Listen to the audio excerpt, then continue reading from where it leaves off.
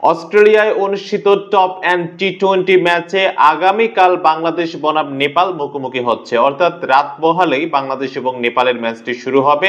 ম্যাচের ডেট এবং টাইম, সেই সাথে ভেন্যু রিপোর্ট, কি রকম স্কোর হতে পারে, সেই সকল বিষয় আপনাদেরকে এখন জানিয়ে দেব। ফাইনালি যদি ম্যাচের ডেটের কথা বলি, তাহলে ডেট পড়তেছে 16 আগস্ট শনিবার। ম্যাচের সময় হচ্ছে 3টা 30 মিনিট। ইন্ডিয়া থেকে যারা দেখবেন তাদের জন্য 3টা।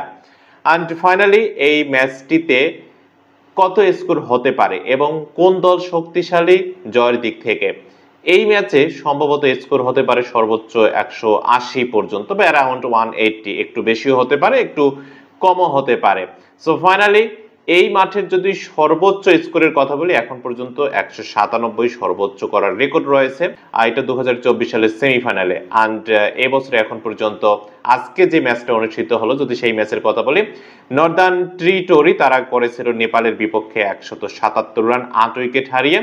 আর সেই ম্যাচে নেপাল করেছে 135 8 উইকেট হারিয়ে। স্বাভাবিকভাবে এটা বাংলাদেশের জন্য একটা স্বস্তির বিষয় যে নেপাল তারা খুব ভালো করতে পারেনি, তাদের ব্যাটাররা খুব ভালো করতে পারেনি।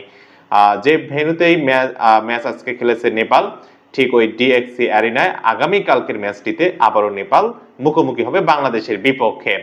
বাংলাদেশ এ ভার্সেস নেপাল, এ দলের যদি উইনিং প্রেডিকশনের কথা বলি, সম্ভাব্য জয়ের দিক থেকে বাংলাদেশ এগিয়ে রয়েছে এবং পিছিয়ে রয়েছে নেপাল। সো ফাইনালি মোটামুটি যে সকল আপডেট দেওয়ার আপনাদেরকে জানিয়ে দিলাম। তবে বাংলাদেশ প্রথম ম্যাচটিতে পাকিস্তানের বিপক্ষে হেরে গিয়েছিল, ভালো একটা স্টার্ট পেয়েছিল। জিসান কিংবা সাইফ হাসানের দুর্দান্ত পার্টনারশিপ, দুজনের কাছ থেকে ভালো ব্যাটিং আমরা পেয়েছি। যদি নাইম শেখ ফেল করেছেন, অবশ্যই নাইম শেখকে ঘুরে দাঁড়াতে হবে। সেই সাথে আবিব হোসেন ধ্রুব, তিনিও বাজে খেলেছেন, বা অন্যান্যরা যারা খেলতে পারেন নাই ঠিক মতো। মাত্র 48 রানে আমাদেরকে 8 উইকেট হারাতে হয়েছে। 92 রানে আমরা 2 উইকেট হারিয়েছিলাম। এরপর যদি 100-র কথা বলি, 100-র পরবর্তী 48 রানের মধ্যে আমরা বাকি উইকেটগুলো হারিয়েছি। আর যদি 92 থেকে শুরু করা যায়, তাহলে বলা যাচ্ছে যে এদিকে আরো 8 রান যোগ হচ্ছে।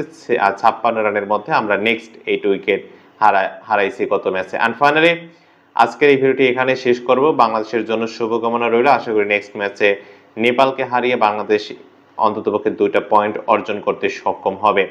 খেলাধুলার সর্বশেষ আপডেট মিস করতে না চাইলে চ্যানেলটি সাবস্ক্রাইব করে রাখুন, এবং যারা ফেসবুক পেজে দেখতেছেন তারা ফলো দিয়ে রাখতে ভুলবেন না। এতক্ষণ সঙ্গে থাকার জন্য অসংখ্য অসংখ্য ধন্যবাদ।